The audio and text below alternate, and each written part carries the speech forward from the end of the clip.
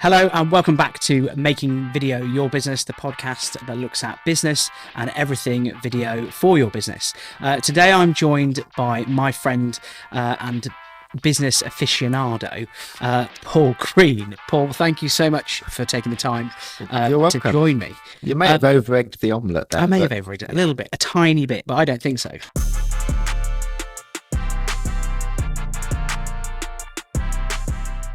Paul, as far as I'm concerned, you're one of the business people that I actually look to when I think about how businesses can be grown successfully from inception all the way through to exiting, and actually selling businesses, for a profit and moving on to something new.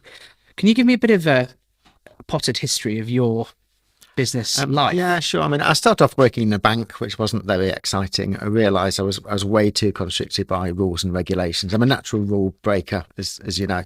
So I ended up falling slightly accidentally into the office supplies and office furniture world, working for somebody else. And again, long story short, I went to work for a different an office seating manufacturer, and that gave me a chance to see more directly actually what running a business was about. And that really motivated me to want to do it for myself. And my first go at running a business was actually almost having a dragon investor, where I owned 20% of the business and I started the business using someone else's money, which taught me a heck of a lot. But we grew that business to the point where he sold it. And then I thought, no, I need to do this for me.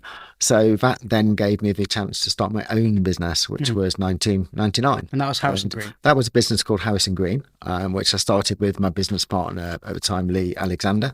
We started it between us and my wife, Jane. It was very much a trio. I was very much the strategy, the direction of the business. Yeah. But everybody had their role.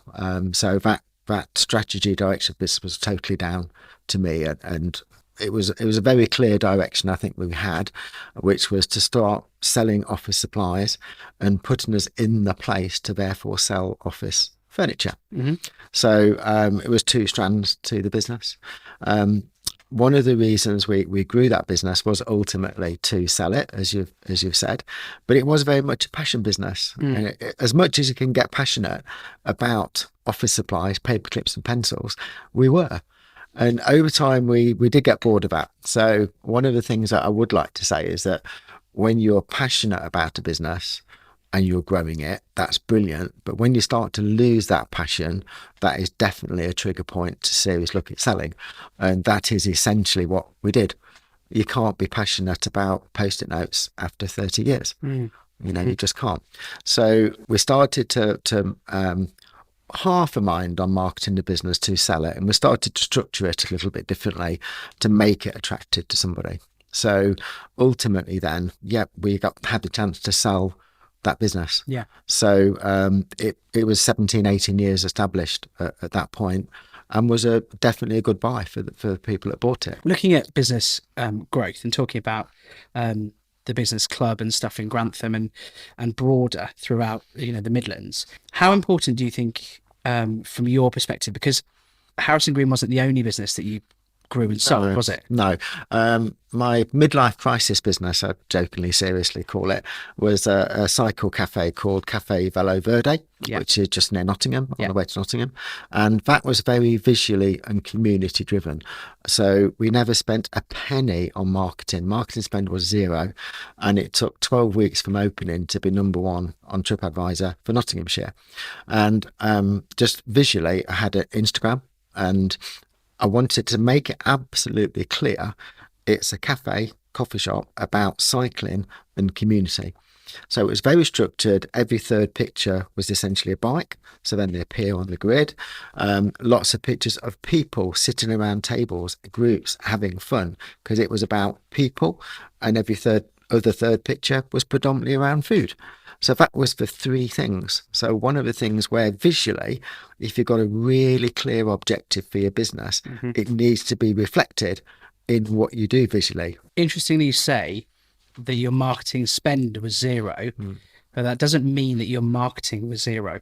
No, we did lots of marketing, but smart marketing. So one of the things I now I do quite a lot of work advising businesses, and one of my big hobby horses is having a really clear strategy and target market, but target customer. What do they look like? Where will they be? Video and photography is really powerful because I always think John Lewis are quite good at this. There might be a room shot of a John Lewis dining room, and people want that whole look, that whole aspirational image. And I use that quite a lot with office furniture. The number of times we created some dummy offices or dummy office layouts, and people say, I want that. I want exactly that layout, because it's aspirational. But I think increasingly video is just so important. The personality of someone comes over so much more as soon as you hear and see them speak, and their body language. It's so powerful to get in front of people. It's not just a photograph on a page.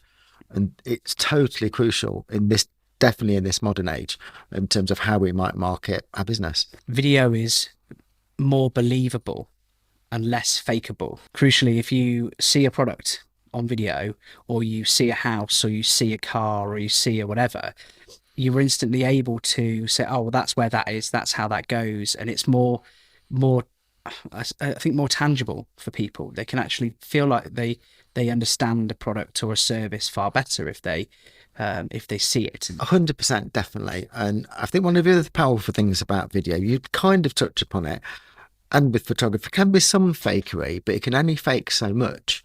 And if you've got something that's an instant snapshot that's faked, you struggle to fake 20 minutes of video conversation, 3 minutes of video conversation, because there's so much more to it. You learn such a lot more about the person. We all know sometimes you can make a judgment seeing somebody if they're not being truthful. So that is very hard to hide for any particular period. So I think in that respect, getting a point across and being believable, establishing yourself as the authority in your field on video is just so powerful. Every business relationship, and in fact every human relationship, is built on a level of trust, whether that person is your wife, your child, your friend, or your colleague. There is a level of trust within every business relationship, and we believe quite fundamentally that video content allows you to elevate that level of trust by putting yourself into your market far easier. Would you agree with that? Definitely, I would totally go with that. The other thing it's building trust, but building knowledge, improving your knowledge. It's so much easier and better to do on a video, 100%. I think one of the common things I'm advising businesses now is to look at video. I'm working with a business at the moment, and they're a very traditional legal business. We assume that they know their legal stuff, but what's the personality? And that's not reflected at the moment in their marketing. So can I trust that legal person? Actually, do I like him? Can I get across my quite personal, delicate legal situation? I'm probably going to be more confident if I've heard a couple of minutes conversation with that person, and they've established their authority, they've established their personality. And I like that. We only want to deal with people that we know, like, and trust. How have you seen that evolution of visual content change? Do you think that COVID had a massive impact on that? I think it did. One of the things I would say, some people might think everything has to be studio standard. And yes, it's way, way desirable to be studio standard.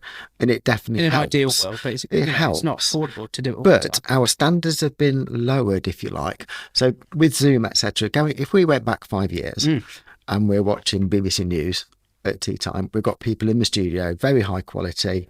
You would know the frame rates and so on, very high quality. And that video interview is being delivered. Yeah. Now we're looking at people in their kitchens, in their back bedrooms, on a blurred camera. Our expectations are a bit lower, it's more accessible. And that actually, in a funny way, makes it more real. And I think one of the developments is that if you went back quite a few years, I feel video was often quite staged, and now it's more real, because that's our expectation. The growth of YouTube channels, I have a YouTube channel, but it's very informal, it's very real. It's not studio, it's not perfect. There's a bit of shaky camera going on. Yeah. And people want that. That's the real part of it. Yeah. So getting a message out to people, even making the video on your phone, as we've touched upon with business really important. Yeah. that makes you real as a person. That is better than nothing. And yes, it would be great to have brilliant sound and brilliant video footage, brilliant lighting. It's not always possible, desirable, but absolutely not essential. And that realness of video, I think, is the biggest change that I've seen in the last few years, that's in part triggered by COVID. So I think there is balance to be had. I think none is really, really bad. And there's a middle ground where you have some nice stuff, some standout stuff that maybe might just generate, for your business profile or for your homepage of your website or something like that. But then little bits of social content, they can just be shot on your phone, with the phone that you've got in your pocket. It doesn't need to always be. I mean, you almost touched upon it a moment ago, but I'll give two quick examples. Sometimes you do an activity to lead to something else. So I touched upon it. We sold paper clips and pencils and Tipp-Ex to put us in the place to sell what we really wanted to sell, which was office chairs and desks. Having some video that's a low quality, there's a taster, encourages you onto the site, and then there's some more formal stuff, more in detail stuff that's there, the higher quality. So some of the lower quality attention grabbing can lead to the other, and that is a clear strategy that would work and does work. What do you think are your top tips for people when they're if they were looking to start a business in 2023, or they were looking to improve or expand their business or scale their business in 2023? What would your advice be? I touched upon it earlier, and when we were at an event yesterday, we touched upon it. 100% a really clear strategy. Who is your target market? What are they going to buy? What do they look like? What do they want? And where are they? Where do you find them? So many businesses lose sight of that, but everything tracks back from that. So this is where video can come in, because who is your perfect customer? What does their avatar look like? And so many people launch a business, open a retail shop or open whatever the business is without that in mind. I went to an extreme with my cycle cafe. I didn't have children's menus. I didn't have high chairs. I only wanted cyclists, preferably in groups. So my target market was really, really clear. Everything was about that. The only bad review we ever had was from somebody who didn't know what we were. The sign was up there, Cycle Cafe, and she came in, and her bad review on TripAdvisor was it was clicky and full of cyclists. Yes, it was, but she was not our target market. We could never satisfy her, so we shouldn't beat ourselves up on that. So to start a business, 100% clear strategy, who your target buyer will be, what do they want, where are they, how do you get to them? So it's several strands to it, but everything tracks from that 100%. Interestingly, talking about the cafe, do you think that the cafe was only successful because of that niche? Because you were so driven and so targeted? Do you think that level of passion is vital? Do you think you need to have that level of interest in something before you set a business up, or do you think it's secondary? I would say it has to be vital. You need to have a passion about what you're doing. If you need to be passionate. There are businesses that can exist where people aren't passionate, but you're always going to have a far more success. But the passion comes over to your clients as well. I am enthusiastic about stuff, and it does rub off. And if you're passionate and enthusiastic, you can get people on board that may have just swayed. So if you can't be passionate and excited about your business, why would somebody else? So you have to be. Why would they buy from you? It's not all about price. It's about everything else. Just going back to your last question, one of the other factors that made the coffee shop successful was the community we built, but how we treated them. So we would regularly, if we had a little gap, go and sit at somebody's table and have a chat with them, actually a proper conversation. So we built this community and we made ourselves accessible to those people. And it very much was. It was Paul and Jane. Yes, it was Cafe Velo Verde with its own identity, but Paul and Jane is what made it. And that's what people also bought into.